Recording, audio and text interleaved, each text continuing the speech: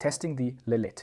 Elizabeth was quite enjoyable indeed. It's a dual boiler from the lowest price category, although dual boilers are pretty much always relatively expensive, featuring a reliable vibration pump and many interesting possibilities for coffee enthusiasts to explore. We thoroughly discussed this in a detailed 40-minute video, and here is now a brief summary of the most important facts about the machine, along with a comparison of its strengths and weaknesses, all in about 10 minutes.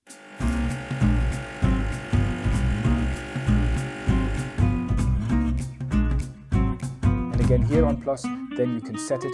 I love good espresso, and for that, I need a reliable partner by my side. A coffee machine that performs, constantly delivers what I desire, namely a good temperature, heats up relatively quickly, doesn't consume too much power, and has decent a control system. That brings me joy and doesn't frustrate me every day, but rather makes me genuinely excited to experiment and perhaps even provides more opportunities for experimentation.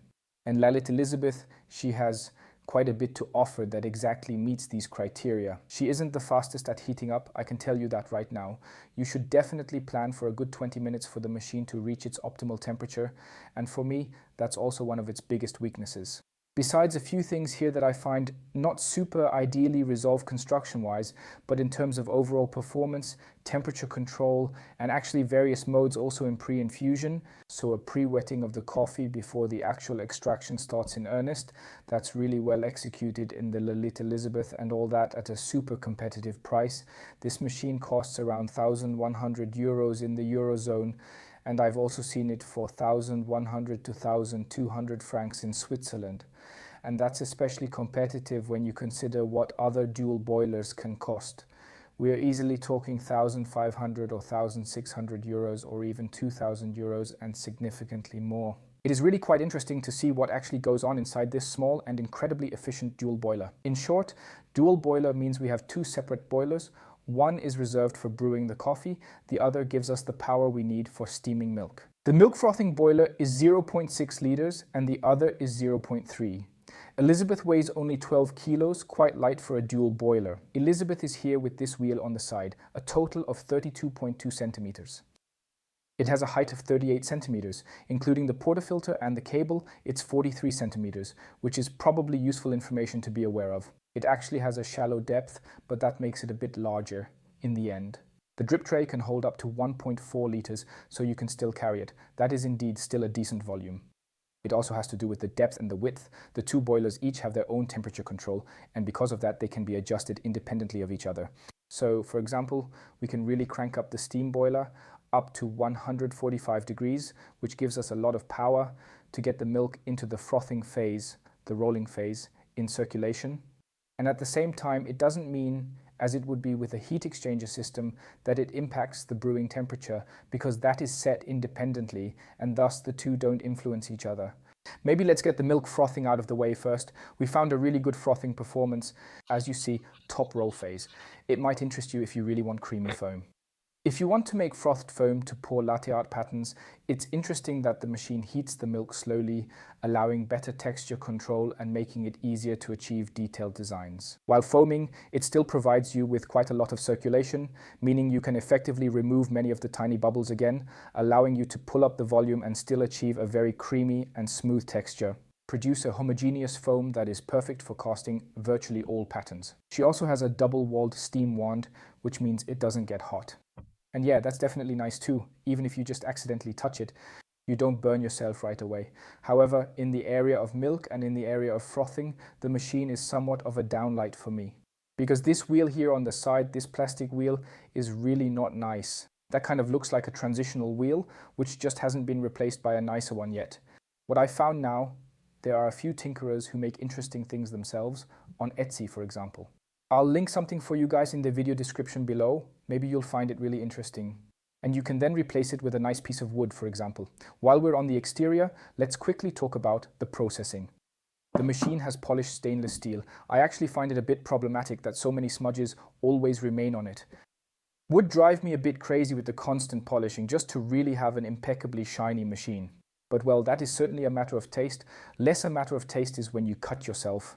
There are indeed a few sharp edges. You really need to be careful, for instance, when you remove the drip tray, as you come into direct contact with those sharp edges. And you can already hear it, they're really quite sharp, so you just need to be quite careful when handling them. They're simply not well broken, and yes, it is uncomfortable. This also contributes to the price not being so high because some production steps were skipped, saving costs. So be careful. On the outside, I mean when you touch the machine on the outside, not when you take out the drip tray or remove the lid, it's quite similar. Then everything is processed properly and also bent with smooth and rounded edges, and it is not further problematic. As you've seen, the machine comes with a handy little stand specifically designed for the espresso cups. That really makes perfect sense because the also included portafilter, it indeed has very narrow and somewhat small-sized spouts. They are quite close to each other. That means when the espresso runs down and the fall height is this big, they sometimes tend to wobble a bit here on the way, like they thread their way through the space. Then they tend to go to the edge of the espresso cup, and yes, you want to hit it exactly.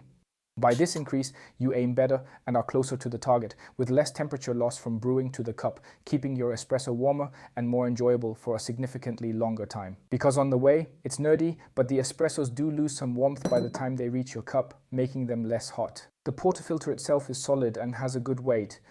The included filters work great, and you really don't need to look for any replacement anytime soon, if ever. What really isn't nice is this plastic handle. It simply doesn't feel high quality and has this black color that tends a little bit towards brown.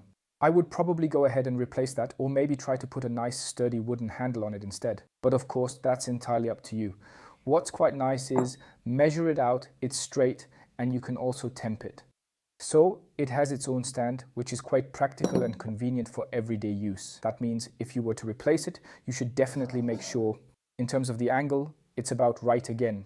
Included is also a plastic temper, which we just threw away. I don't even know where he is. He's not really suitable for temporary work. He's more someone you should replace. Buy a decent tamper, but it doesn't bother me that much. I don't expect high quality here. It's more like something I would buy intentionally alongside. Important is that the espresso machine performs well, and it does so in various different ways. So first and foremost, we have relatively constant temperatures, especially when we heat the machine up just a bit. You can also check this out in our very detailed blog post where we discussed it in more detail, and also in this particular long video. We will show you the temperature curves both individually and in a sequence, and you can really see just how consistently the machine performs over time. In the factory setting, it's configured to reach its optimum thermal equilibrium after some runtime, ensuring consistent and reliable performance throughout its use. So that's just simply important for you to know, and it's crucial to understand that the workshop where you buy it will set up the machine for you exactly how you want it. The machine itself can be controlled in many different ways. Even the entire heating process can be regulated. Through the advanced settings, you can delve deeply into the core of the machine and wonderfully adjust the temperature control, specifically the PID. Here, the Lelit Elizabeth offers absolutely fantastic settings options like no other machine I know of. That's really great that there's such openness, values are freely communicated, and there's a totally open community around this Lelit Elizabeth ready to share experiences and insights, to share their own experiences. So if you want to delve a bit deeper, you'll find not only settings, ideas and suggestions for the PID, but also many ideas for example, brew profiles. And that's the second thing that really makes the Lelit Elizabeth special. Besides the classic brewing profile pump on, it goes up to 9 bars or 8. The Lelit Elizabeth also features, depending on what you set, there are various ways to start a pre-infusion, offering customization for optimal results. And pre-infusion means moistening the coffee with high pressure, low pressure, or flowing water, then pausing to let the coffee grounds settle and bloom for enhanced flavor. And there are 2 modes available on this machine, 2 different ones that we can use and operate efficiently. And I find that interesting too. The first mode is the steam boiler is on. In the pump pre-infusion mode, this is how it works. The machine gives you, for example, 3 or 4 seconds. You can define it yourself through the advanced settings. Then the pump stops working, but the machine still gives you pressure, which is namely the pressure from the steam boiler. It is essentially redirected and still continues to help maintain the gentle water pressure for you, thereby creating a relatively free and easily definable pre-infusion stage that is quite suitable for casual use. Very interesting and definitely super exciting as an experimental field, especially for lighter espressos. That's one mode. The other mode works like this. We have a brief startup of the pump, again defined by a specific time interval, which is relatively freely programmable as well. Then the pump stops and a new phase begins where essentially nothing happens, during which no pressure gets applied. Instead, the machine allows the water and coffee in the portafilter to work together harmoniously, and then, at the precisely defined moment, it continues. This is the second mode, and these two different modes, that's really extraordinary. You simply don't find that with machines of this type, in this price range. That usually starts off much more expensive, and this gives you great opportunities to play, experiment, and also learn with the Lelit Elizabeth. Plus, the keys are programmable, there's an automatic rinse. Plus, there is a rinse program. That too is truly remarkable. You can set the time here for how long the machine runs. You can't program volumetric control. So, measure the amount by time instead of by volume. So, give me approximately 30 seconds, and it changes quite significantly depending on the varying back pressure you have going through the coffee. Therefore, this isn't the only setting you should use when making espresso. You also need to always check the amount in the cup. For example, with a scale, but there's some time control. And there's a shot timer which is displayed over here. So you can also see how long the espresso is running. And again, that is astonishing. It seems like something so simple and small, but it is still not present in many espresso machines, even in higher price ranges. This little LCC, the Lelit Control Center, is actually really powerful, as I have already mentioned. That can do a lot of different things. You can adjust many settings. You can turn the steam boiler on and off quite easily. You can easily enter these pre-infusion modes on a superficial level. But you can use the advanced settings later if you want. There's an excellent blog post about them, providing detailed information, a thorough review covering every aspect, and a very valuable tips and hints post by Dave Corbett, a valued colleague who tested the machine.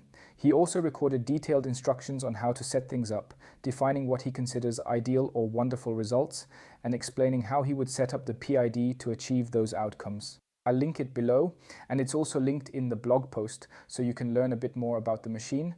We also looked at the power performance of the Lelit Elizabeth and found that the machine has an average power consumption. Compared to many thermoblock machines, it has somewhat higher consumption. In comparison to many dual boilers, it is quite a good value. If you turn off the steam boiler, you end up with about 0.13 kilowatt hours, and if you turn on the steam boiler, then you end up with approximately 0.24 kilowatt hours of consumption if you make about 5 double espressos after the machine is fully hot. I've already mentioned this. You should plan for 20 minutes. Only then will the machine be truly up to temperature. It's best to do another quick flush to ensure the portafilter is truly hot. This is definitely one of the key points for me with the Lelit Elizabeth now. There are other machines that warm up significantly faster. However, you can solve this with a smart plug, which you can program to turn on the machine at, say, 7 in the morning. And then it's warm if you want, to adjust everything. And just to conclude, a couple of points that I've noticed negatively. Sometimes the buttons don't respond well. You really have to press hard for the machine to take the signal. The water tank itself is definitely a bit outdated. You always have to fiddle around with the hoses first before you can finally take out the entire tank properly. There's a considerably better version available on the market now. It comes much nicer with a valve positioned at the bottom, and you don't need any annoying hoses anymore. But it's still sort of resolved here, and yes, as important as the processing history, you certainly always have to see it in relation to the relatively low price. The most important thing, of course, is that the Lelit Elizabeth makes good espresso, and it provides all the requirements and much more for that. It gives you the convenient option to adjust it precisely and fine-tune each individual coffee to your personal preference if you want. Through various temperature settings and pre-infusion, the Lelit Elizabeth is perfect to accompany you with great coffees, ensuring each cup is brewed to perfection and suits your personal taste, so you get the very most out of it. The nice thing is, you have all the time in the world to put the cups down. Let's see if you hit the mark this time around. Yes, it's not that straightforward.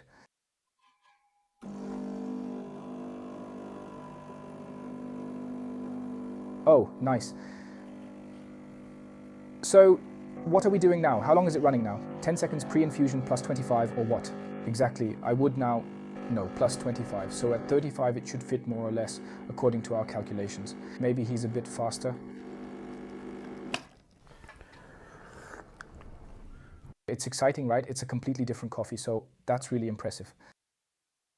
Exactly, acidity is much better integrated, more sweetness, yet lost a little bit in weight and texture. Lost a bit of weight and texture, but now in our protocol, which we use for tasting espresso and also took for the grinder, I would give it 1 more point each for sweetness and acidity. Yes, that wraps up my summary. For more details, check out the blog post linked below for further valuable insights. And also don't forget to check out the video we recorded, Michel and I, just last week. Check it out, and then you will learn more about the Lelit Elizabeth. If you enjoy these brief summaries and don't always want to watch the full videos, or if you maybe want to know briefly, is it a good machine or a bad machine, then subscribe to this channel and you'll always get some useful info about the machine itself and can still watch the longer, more detailed video at any time. If you want more information about your own machine, I say see you soon, take care, drink good espresso, bye, and see you then.